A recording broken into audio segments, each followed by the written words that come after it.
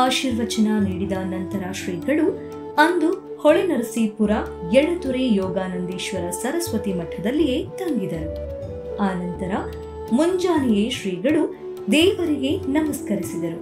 ಆಗಲೇ ಭಕ್ತಾದಿಗಳು ಶ್ರೀಗಳ ಆಶೀರ್ವಚನ ಕೇಳಲು ನೆರೆದಿದ್ದು, ಸನ್ನಿಧಾನಗಳವರು ತಮ್ಮ ಆಸನವನ್ನು ಸ್ವೀಕರಿಸಿ ನೆರೆದಿದ್ದ ಭಕ್ತರನ್ನು ಒಮ್ಮೆ ವೀಕ್ಷಿಸಿ, ಕರ್ಮಣ್ಯೇ ವಾದಿಕಾರಸ್ತೆ ಮಾ ಫಲೇಶು ಕದಾಚನ ಮಾ ಕರ್ಮಫಲ ಹೇತುರ್ಭೂಮ ತೇ ಸಂಗೋಸ್ತ್ವ ಕರ್ಮಣಿ.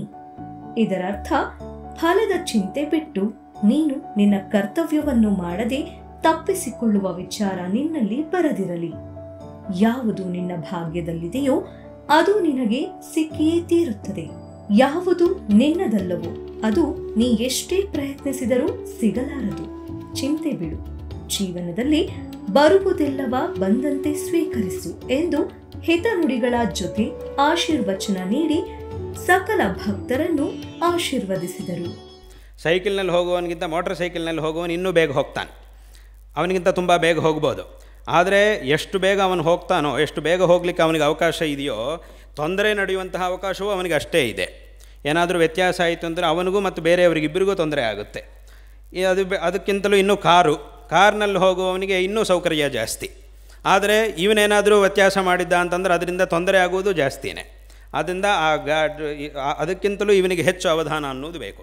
ಆ ಸೌಕರ್ಯವು ಎಷ್ಟು ಜಾಸ್ತಿ ಆಗ್ತಾ ಇರುತ್ತೋ ತೊಂದರೆಯೂ ಸಹ ಇನ್ನೊಂದು ಕಡೆ ಅಷ್ಟೇ ಜಾಸ್ತಿ ಆಗ್ತಾ ಇರುತ್ತೆ.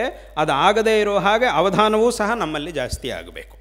ಆದ್ದರಿಂದ ನಮಗೆ ಈ ಒಂದು ಸೌಕರ್ಯ ಬೇಕು ಅಂತಂದರೆ ಅದರಿಂದ ನಮಗೆ ತೊಂದರೆಯೂ ಸಹ ಪಕ್ಕದಲ್ಲಿ ನಿಂತಿರುತ್ತೆ. ಅದು ಸಹ ಎಲ್ಲ ಅವಕಾಶ ಸಿಕ್ಕಿದರೆ ಅದು ಒಳಗೆ ಪ್ರವೇಶ ಮಾಡುತ್ತೆ. ಅದಾಗದೇ ಇರೋ ಹಾಗೆ ನೋಡಿಕೊಳ್ಬೇಕಾದಂತಹ ಒಂದು ಜವಾಬ್ದಾರಿಯೂ ಸಹ ನಮಗೆ ಇದೆ.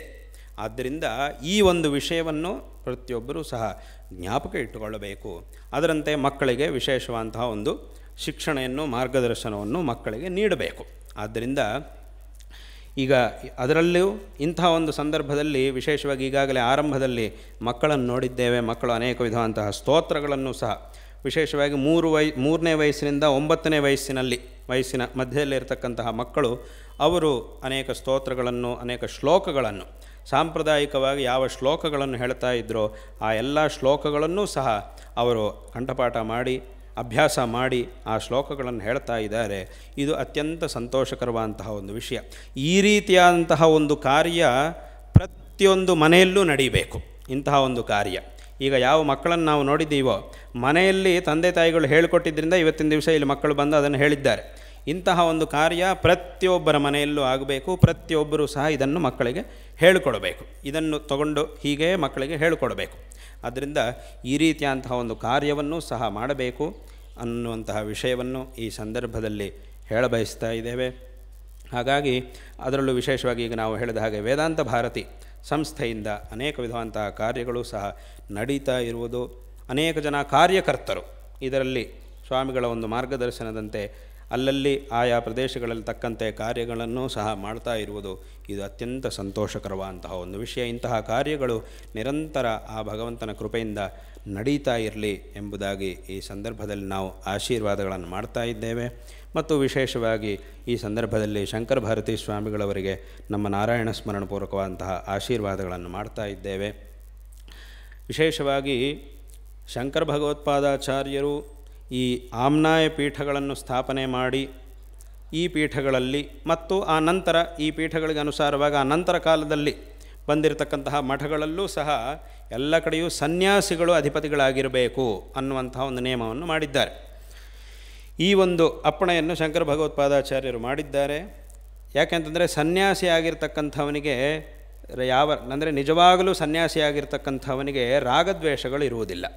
ಆ ರಾಗದ್ವೇಷಗಳು ಇಲ್ಲದೆ ಇರುವುದೇ ನಿಜವಾದ ಸನ್ಯಾಸ ಅಂತಂದರೆ ಅದು ಸನ್ಯಾಸಿಗಳಿಗೆ ಮಾತ್ರವೇ ಸಾಧ್ಯವಾಗುತ್ತಾದ್ದರಿಂದ ಪೀಠಗಳಲ್ಲಾಗಲಿ ಆ ಪೀಠಕ್ಕೆ ಅಧೀನವಾಗಿರ್ತಕ್ಕಂತಹ ಮಠಗಳಲ್ಲಾಗಲಿ ಅಲ್ಲೆಲ್ಲ ಕಡೆಯೂ ಸಹ ಸನ್ಯಾಸಿಗಳು ಅಧಿಪತಿಗಳಾಗಿರಬೇಕು ಅನ್ನುವಂತಹ ಒಂದು ಕ್ರಮವನ್ನು ಹಿಂದಿನ ಕಾಲದಿಂದ ಶಂಕರ ಭಗವತ್ಪಾದಾಚಾರ್ಯರು ಏರ್ಪಡಿಸಿದ್ದಾರೆ.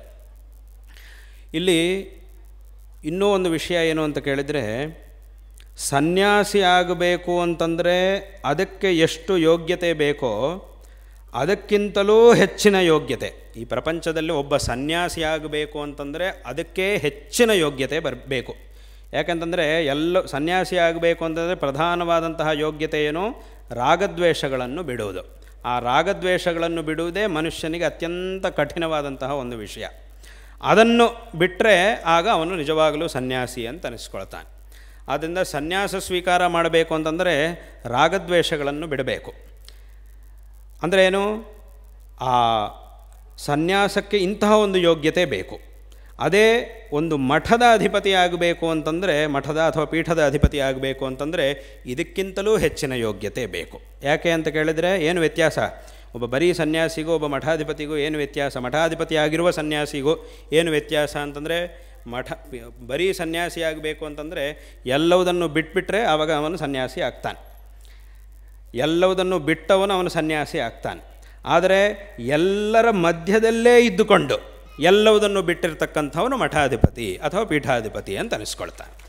ಒಬ್ಬ ಸನ್ಯಾಸ ಸ್ವೀಕಾರ ಮಾಡಿ ಎಲ್ಲವುದನ್ನು ಬಿಟ್ಬಿಟ್ಟು ಎಲ್ಲೋ ದೂರಕ್ಕೆ ಹೋಗಿ ಯಾರ ಸಂಬಂಧವೂ ಇಲ್ಲದೆ ಒಂದು ಕಡೆ ಇರ್ಬೋದು. ಆವಾಗ ಅವನಿಗೆ ಮತ್ತೆ ಪುನಃ ಇನ್ನು ಜನರಿಂದ ತೊಂದರೆ ಆಗುವಂತಹ ಒಂದು ಪ್ರಸಂಗವೇ ಇಲ್ಲ.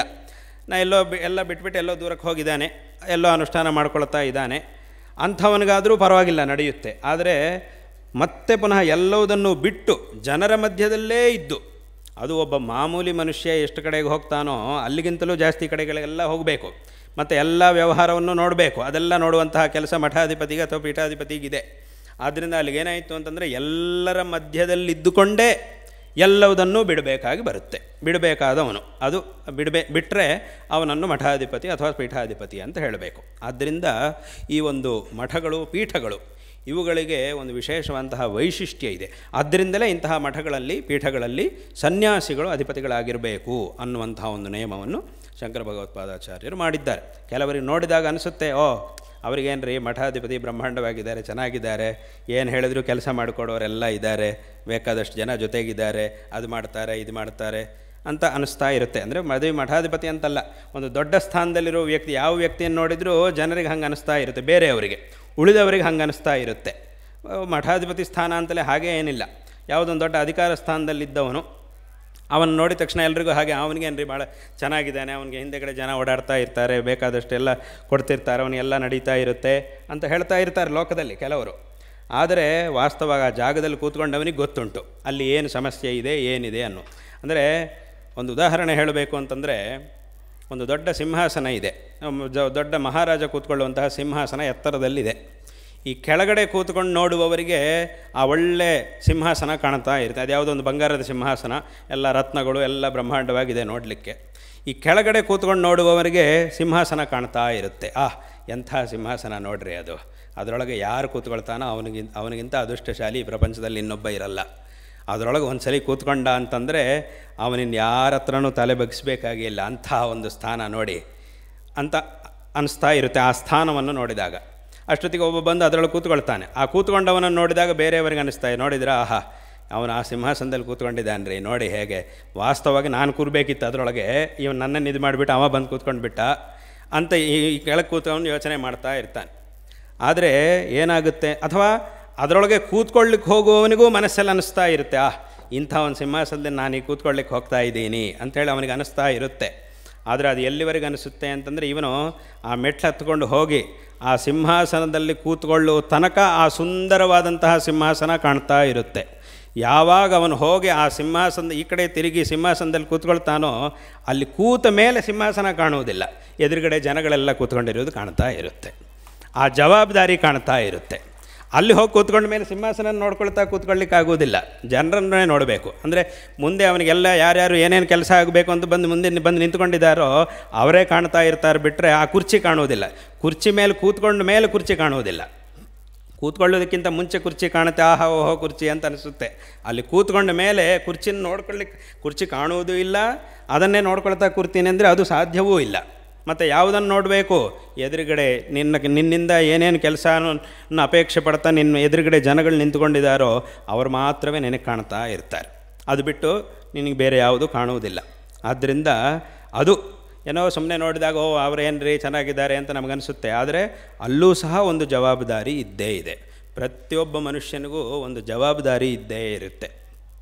ಒಂದು ಅತ್ಯಂತ ಬೆಲೆ ಬಾಳುವಂತಹ ಒಂದು ಗಾಡಿ ಇದೆ. ಆ ಗಾಡಿಯನ್ನು ಆ ಗಾಡಿಯ ಒಂದು ಕೀಸನ್ನು ತಂದು ಕೈ ಕೊಟ್ಟಿದ್ದಾರೆ. ಇದೊಂದು ತುಂಬ ಬೆಲೆ ಬಾಳುವಂತಹ ಒಂದು ಗಾಡಿಯಪ್ಪ, ನಿನಗೋಸ್ಕರವೇ ಕೊಟ್ಟಿದ್ದೀನಿ, ಅದರೊಳಗೆ ಕೂತ್ಕೊಂಡು ನೀನು ಓಡಿಸ್ಕೊಂಡು ಹೋಗ್ಬೋದು ಅಂತ ಹೇಳಿದ ತಕ್ಷಣ ಇವನಿಗೆ ಖುಷಿ ಆಗುತ್ತೆ. ಓಹ್, ಇಂತಹ ಒಂದು ಬೆಲೆ ಬಾಳುವ ಗಾಡಿ ಕೀಸನ್ನು ನನ್ನ ಕೈ ಕೊಟ್ಟಿದ್ದಾರೆ, ಇವತ್ತಿಂದ ಇದು ನನ್ನದಾಯಿತು ಅಂತ ಇವನಿಗೆ ಅನಿಸುತ್ತೆ.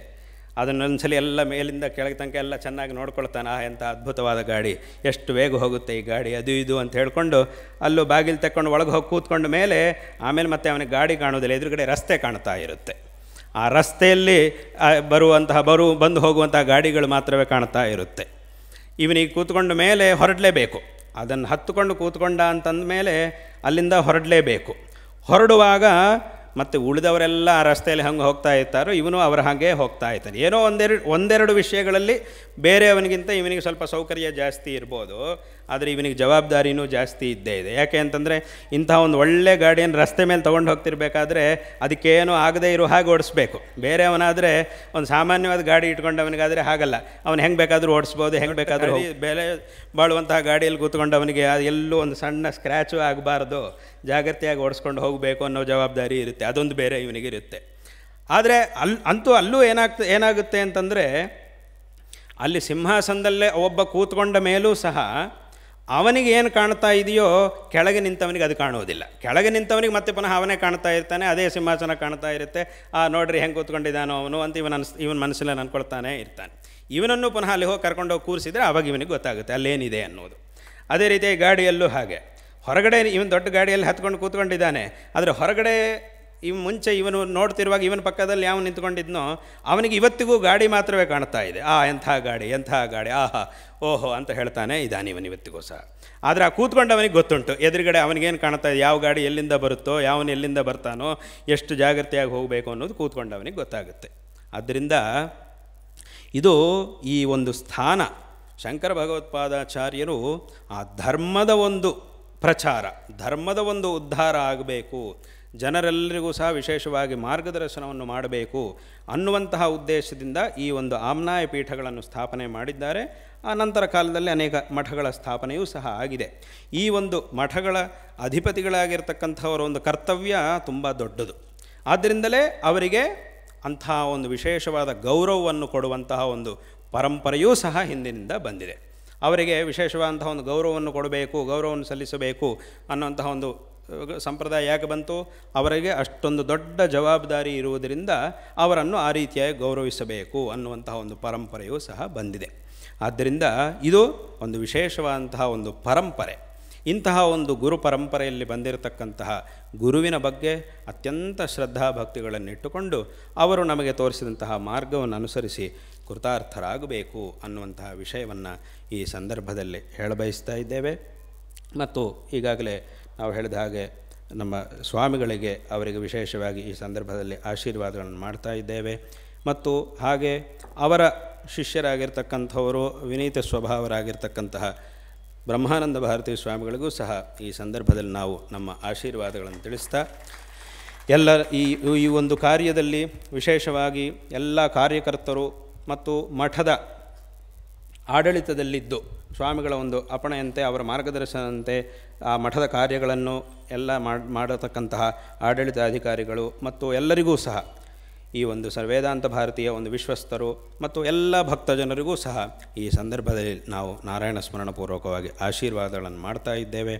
ಮತ್ತು ಈ ಒಂದು ಕಾರ್ಯದಲ್ಲಿ ದೇವಸ್ಥಾನದ ನಿರ್ಮಾಣ ಮತ್ತು ಈ ಒಂದು ಕಾರ್ಯದಲ್ಲಿ ವಿಶೇಷವಾಗಿ ಇಲ್ಲಿ ತಮ್ಮ ಒಂದು ಸಹಕಾರವನ್ನು ನೀಡ್ತಾ ಇರತಕ್ಕಂತಹ ರೇವಣ್ಣ ಅವರಿಗೂ, ಇಲ್ಲಿಯ ಶಾಸಕರಾಗಿರ್ತಕ್ಕಂತಹ ರೇವಣ್ಣ ಅವರಿಗೂ ಮತ್ತು ಅವರ ಪರಿವಾರಕ್ಕೂ ಸಹ ಈ ಸಂದರ್ಭದಲ್ಲಿ ನಾವು ಆಶೀರ್ವಾದಗಳನ್ನು ತಿಳಿಸ್ತಾ ಇದ್ದೇವೆ. ಈ ಒಂದು ಕಾರ್ಯಕ್ಕೆ ಅವರೂ ಸಹ ವಿಶೇಷವಾಗಿ ಇಲ್ಲಿ ಮಾತ್ರ ಅಲ್ಲ, ಸಾಮಾನ್ಯವಾಗಿ ಹೊಳೆ ನರಸೀಪುರ, ಈ ಹಾಸನ, ಈ ಸುತ್ತಮುತ್ತ ಇರತಕ್ಕಂತಹ ಅನೇಕ ದೇವಸ್ಥಾನಗಳಲ್ಲಿ ರೇವಣ್ಣ ಅವರು ವಿಶೇಷವಾದಂತಹ ಒಂದು ಸೇವೆಯನ್ನು ಮಾಡಿದ್ದಾರೆ. ಅನೇಕ ದೇವಸ್ಥಾನಗಳನ್ನು ವಿಶೇಷವಾಗಿ ಅವರು ನಿರ್ಮಾಣ ಮಾಡಿಸಿ ಅದು ಶಿಲಾಮಯವಾಗಿ ಅನೇಕ ಕಡೆಗಳಲ್ಲಿ ನಮ್ಮ ಕೈಯಲ್ಲಿ ಅವರು ಕುಂಭಾಭಿಷೇಕವನ್ನು ಸಹ ಮಾಡಿಸಿದ್ದಾರೆ. ಕುಂಭಾಭಿಷೇಕಕ್ಕೆ ನಮ್ಮನ್ನು ಆಹ್ವಾನ ಮಾಡಿ ಕೆಲವು ಕಡೆ 1 ವರ್ಷ 2 ವರ್ಷ 3 ವರ್ಷಗಳ ಕಾಲವೂ ಸಹ ಅದನ್ನು ದೇವಸ್ಥಾನವನ್ನು ನಿರ್ಮಾಣ ಮಾಡಿದ ಮೇಲೆ ಹಾಗೇ ಇಟ್ಟಿದ್ದುಂಟು. ಯಾಕೆಂದರೆ ತಾವೇ ಬಂದು ಅದರ ಕುಂಭಾಭಿಷೇಕ ಆಗಬೇಕು, ಎಷ್ಟು ವರ್ಷಗಳಾದರೂ ಪರವಾಗಿಲ್ಲ, ತಾವೇ ಬಂದು ಅದನ್ನು ಕುಂಭಾಭಿಷೇಕ ಮಾಡಬೇಕು ಅಂಥೇಳಿ ಅದನ್ನು ಹಾಗೆ ಇಟ್ಟಿದ್ದೂ ಉಂಟು. ನಾವು ಅನೇಕ ಕಡೆಗಳಲ್ಲಿ ನಮ್ಮ ಗುರುಗಳು ಮಾಡಿದರು, ನಾನೂ ಸಹ ಅನೇಕ ಕಡೆಗಳಲ್ಲಿ ಮಾಡಿದ್ದೆ. ಹಾಗಾಗಿ ಅವರಿಗೂ ಸಹ ಈ ಸಂದರ್ಭದಲ್ಲಿ ನಾವು ಆಶೀರ್ವಾದಗಳನ್ನು ತಿಳಿಸ್ತಾ ಎಲ್ಲರಿಗೂ ಮತ್ತೊಮ್ಮೆ ನಮ್ಮ ಆಶೀರ್ವಾದಗಳನ್ನು ತಿಳಿಸಿ ಈ ಮಾತುಗಳನ್ನು ಇಲ್ಲಿ ಉಪಸಂಹಾರ ಮಾಡ್ತೇವೆ. ಹರ ನಮಃ ಪಾರ್ವತೀಪತಯೇ ಹರ ಹರ ಮಹಾದೇವ.